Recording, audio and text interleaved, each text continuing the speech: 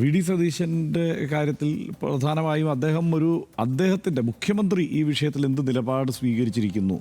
Enforcement directorate മുൻ മുഖ്യമന്ത്രിയുടെ വീട്ടിലൊരു റെയ്ഡ് നടത്തിയിരിക്കുന്നു. അവിടെ മാത്രമല്ല 12 കേന്ദ്രങ്ങളിൽ റെയ്ഡ് നടത്തിയിരിക്കുന്നു. അതേക്കുറിച്ച് സംസ്ഥാന മുഖ്യമന്ത്രിക്ക് എന്ത് പറയാനുണ്ട് എന്നുള്ളതായിരുന്നു മാധ്യമങ്ങൾക്ക് നിരന്തരം ആരായാനുണ്ടായിരുന്നത്. അതിന് പല തലങ്ങളുണ്ട്. ഒന്ന്, എൻഫോഴ്സ്മെൻറ്റ് ഡയറക്ടറേറ്റാണ് ഈ റെയ്ഡ് നടത്തിയിരിക്കുന്നത് എന്നുള്ളത്. എൻഫോഴ്സ്മെൻറ്റ് ഡയറക്ടറേറ്റ് എന്നത് ഭരണകൂടത്തിൻ്റെ ഒരു വേട്ടപ്പട്ടിയാണ് എന്നുള്ള ആരോപണം കോൺഗ്രസിനുണ്ട്.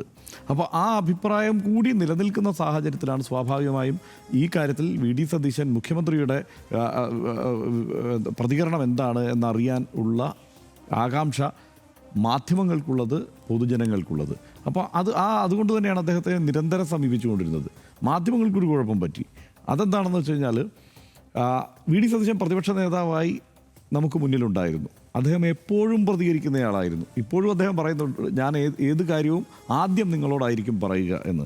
അപ്പോൾ ഉമ്മൻചാണ്ടിയെ കണ്ട പോലെ വി ഡി സതീശനെ കാണാൻ തുടങ്ങി മാധ്യമങ്ങൾ. അത് കോൺഗ്രസ്സുകാരും കാണുന്നുണ്ട്.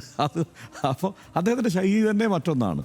അപ്പോൾ എവിടെ വേണമെങ്കിലും പിടിച്ചു നിർത്തി അദ്ദേഹത്തോട് ചോദ്യം ചോദിക്കാവുന്ന ഒരവസ്ഥയല്ല ഇപ്പോൾ സംസ്ഥാന മുഖ്യമന്ത്രി കൂടിയാണ്. മുഖ്യമന്ത്രിയാണ്, പ്രതിപക്ഷ നേതാവല്ല.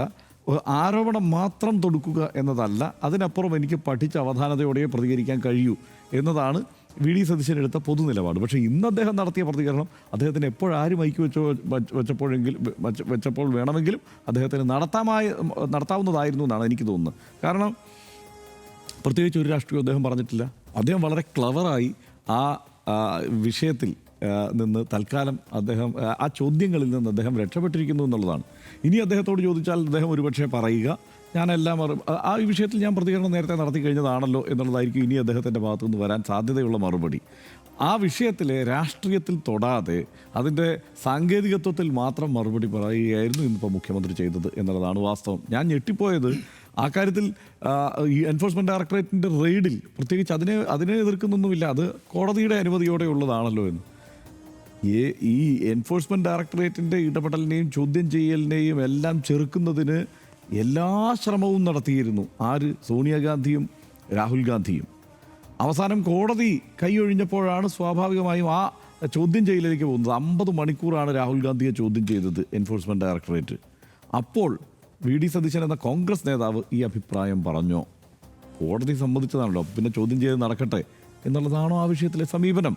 എൻഫോഴ്സ്മെൻറ്റ് ഡയറക്ടറേറ്റ് എന്ന ഏജൻസിയോട് എന്താണ് കോൺഗ്രസിൻ്റെ സമീപനം? അക്കാര്യത്തിൽ ഇന്ത്യയിൽ ഭരണത്തിലിരിക്കുന്ന 4 സംസ്ഥാനങ്ങളിൽ ഒരു സംസ്ഥാനത്തിൻ്റെ മുഖ്യമന്ത്രിയായ, കോൺഗ്രസ് ഭരണത്തിലിരിക്കുന്ന 4 സംസ്ഥാനങ്ങളിൽ ഒരു സംസ്ഥാനത്തിൻ്റെ മുഖ്യമന്ത്രിയായ വി ഡി സതീശൻ്റെ നിലപാട് എന്താണ്?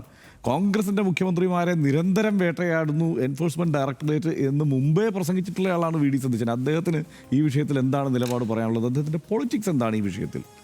അത് അറിയണ്ടേ എല്ലാവർക്കും? ആ ചോദ്യം ചോദിക്കുന്നതിൽ അവിടെ ഇന്ന് മാധ്യമപ്രവർത്തകരും പരാജയപ്പെട്ടു. അല്ലെങ്കിൽ മാധ്യമപ്രവർത്തകർ ആ ചോദ്യം ഒഴിവാക്കി ആ സാഹചര്യത്തെ വളരെ തന്ത്രപരമായി തന്നെ അദ്ദേഹം പ്രയോജനപ്പെടുത്തുകയും ചെയ്തു എന്നാണ് എനിക്ക് തോന്നിയത്. അതിനകത്ത് അദ്ദേഹത്തെ കുറ്റം പറഞ്ഞിട്ട് കാര്യമില്ല എന്നാണ് ഇന്നത്തെ ഒരു സീനിൽ നിന്ന് എനിക്ക് തോന്നിയ ഒരു കാര്യം. കാരണം ആ ചോദ്യം തന്നെ അവിടേക്ക് വന്നിട്ടില്ല എന്നുള്ളതാണ്. അതായത് ഇതുപോലെ മുമ്പ് എൻഫോഴ്സ്മെൻറ്റ് ഡയറക്ടറേറ്റിൻ്റെ നടപടികൾ ഉണ്ടായ ഘട്ടത്തിൽ രാഹുൽ ഗാന്ധി 50 മണിക്കൂർ ചോദ്യം ചെയ്യുമ്പോൾ പിണറായി വിജയൻ അടക്കമുള്ളവർ, അന്ന് പിണറായി വിജയൻ മുഖ്യമന്ത്രിയാണ്, അതിശക്തമായ ഭാഷയിലാണ് പിണറായി വിജയൻ അടക്കമുള്ള ഇന്ത്യ മുന്നണിയുടെ നേതാക്കൾ ആ വിഷയത്തിൽ പ്രതികരിച്ചത്. അപ്പോൾ ഈ വിഷയത്തിൽ എന്താണ് അന്നത്തെ മുഖ്യമന്ത്രിമാർ പ്രതികരിച്ചത്? ഈ വിഷയത്തിൽ എന്താണ് ഇന്നത്തെ മുഖ്യമന്ത്രിയുടെ നിലപാട് എന്നുള്ളത് അറിയണ്ടേ നമുക്ക്? അപ്പോൾ അതിനോട് വളരെ തന്ത്രപരമായി അതിൻ്റെ സാങ്കേതികത്വം പറഞ്ഞ് അദ്ദേഹം ഒഴിവായി എന്നുള്ളത് ആണ് അതിനകത്തുള്ള ഒരു പ്രശ്നമായി എനിക്ക് തോന്നുന്നത്. അതിൽ അദ്ദേഹത്തെ കുറ്റം പറയാൻ പറ്റില്ല. ആ ചോദ്യം വന്നില്ല, അദ്ദേഹത്തിന് അതിൽ നിന്ന് ഒഴിവാകാൻ കഴിഞ്ഞു എന്നുള്ളതാണ് അതിനകത്തുള്ള ഒരു പ്രശ്നം. ഇപ്പോൾ ഇത് 2,70,00,000 രൂപയുടെ കേസാണ് ഈ കേസ് എന്ന് നമുക്ക് പറയാം. പക്ഷേ അത് എന്ന് വെച്ച് കഴിഞ്ഞാൽ അത് അതായത് മുൻ മുഖ്യമന്ത്രിയുടെ മകളിലേക്ക് എത്തുമ്പോഴാണ്, ഈ പറയുന്ന വീണ തൈക്കണ്ടിയിലേക്ക് എത്തുമ്പോഴാണ് ആ അളവ് കുറയുന്നത്. അതിനപ്പുറത്തേക്ക് നോക്കിക്കഴിഞ്ഞാൽ വേറൊരു തലമുണ്ട്, ഈ കേസിന് വേറൊരു തലമുണ്ട് എന്നുള്ളത് നമുക്ക് കാണണം. പക്ഷേ ഇതങ്ങനെയാണോ നാഷണൽ ഹെറാൾഡ് കേസ്? അത് 10,000 കോടി 2,000 കോടിക്കും 3,000 കോടിക്കും മുകളിലേക്കാണ് ഏകദേശം കണക്ക് പറയുമ്പോൾ ചിലരത് 30,000 കോടി എന്ന് വരെ പറയുന്നുണ്ട്. പക്ഷേ അത്രയും നമ്മളതിനെ ഒരു 2,000 കോടിയുടെ കേസായി കണക്കാക്കിയാൽ പോലും അതിൻ്റെ ഒരു വലിപ്പം കുറേ കൂടി വിശാലമാണല്ലോ. അപ്പോൾ അങ്ങനെ ഒരു കേസല്ലേ, അപ്പോൾ അതിൽ കോടതി അനുമതി കൊടുത്തതല്ലേ, അപ്പോൾ അതുകൊണ്ട് ആ അന്വേഷണം അങ്ങനെ അങ്ങ് നടക്കട്ടെ, അല്ലെ ചോദ്യം ചെയ്യൽ അങ്ങനെ നടക്കട്ടെ എന്ന സമീപനമല്ല അദ്ദേഹം പറഞ്ഞത്. ഏകാധിപതികൾക്ക് രാഷ്ട്രീയ എതിരാളികളെ ഭയമാണ് ഏകാധിപതികൾക്ക്. അതാണ് നരേന്ദ്രമോദി സർക്കാരിന് രാഹുൽ ഗാന്ധിയോടുള്ളത് എന്ന് വി ഡി സതീശൻ പ്രസംഗിച്ചിട്ടുണ്ട്. അപ്പോൾ ആ സമീപനമുള്ളപ്പോൾ ഈ ഒരു കേസിൽ മാത്രം, അതായത് ഈ എൻഫോഴ്സ്മെൻറ്റ് ഡയറക്ടറേറ്റിൻ്റെ കൺവിക്ഷൻ റേറ്റിനെ കുറിച്ച് നിരന്തരം കോൺഗ്രസ് അടക്കം ഇങ്ങനെ ജനങ്ങളെ ഓർമ്മിപ്പിച്ചുകൊണ്ടിരിക്കുകയാണ്. ദുർബലമായ കൺവിക്ഷൻ റേറ്റുള്ള, വളരെ കുറഞ്ഞ കൺവിക്ഷൻ റേറ്റുള്ള ഒരു അന്വേഷണ ഏജൻസി, അവർ ഈ പറയുന്നത് പോലെ രാഷ്ട്രീയ വേട്ടയാടലിന് വേണ്ടി വിനിയോഗിക്കപ്പെട്ടിരിക്കുന്ന ഒരു ഏജൻസി എന്നുള്ളത് നിരന്തരം പ്രസംഗിക്കുമ്പോൾ ആ വിഷയത്തിൽ ഉള്ള അഭിപ്രായം അദ്ദേഹം രേഖപ്പെടുത്തേണ്ടിയിരുന്നു എന്ന് തന്നെയാണ് എനിക്ക് അതിനെക്കുറിച്ച് പറയാനുള്ളത്.